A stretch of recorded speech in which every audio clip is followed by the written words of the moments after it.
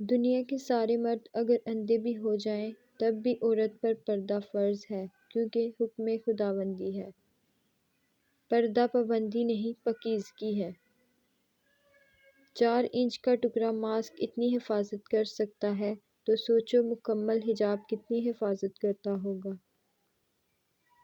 ہے تیز ہوائیں نئی تہذیب کی، لیکن میں سر سے دوپٹے کو اترنے نہیں دوں گی۔ لوگ 4 دن ماسک پہن کر تھک گئے ہیں۔ بنت مسلم کو دیکھو، فخر کرتی ہے اپنے حجاب پر۔ حجاب، اگر عورت چاہتی ہے کہ وہ خوبصورت نظر آئے تو اسے چاہیے وہ نظر نہ آئے۔ میں ماڈرن لڑکی ہوں تبھی تو پردہ کرتی ہوں، زمانہ جاہلیت سے ہوتی تو بے پردہ ہوتی۔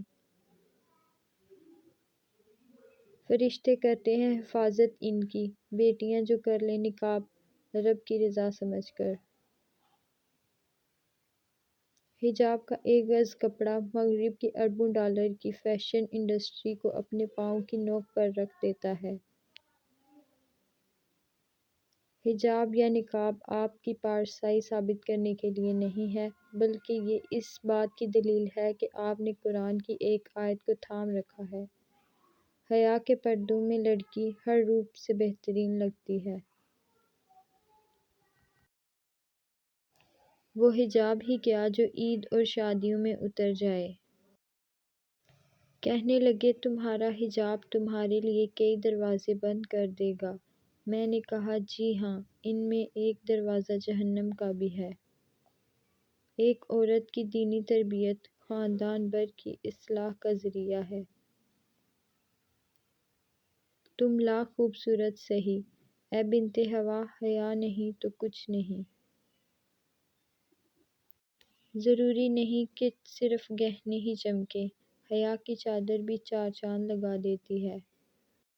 اپنے حجاب پہ ناز کرو لڑکیوں، کتابیں تو بہت ہیں لیکن غلاف صرف قرآن پہ ہوتا ہے۔ عورت پر پردہ ایسے جچتا ہے جیسے قرآن پاک پر غلاف۔ حیا کی کشش حسن سے زیادہ ہوتی ہے۔ حسن حیا کے پردوں میں چھپا ہے، لوگ اسے بکھرے بالوں میں تلاش کرتے ہیں۔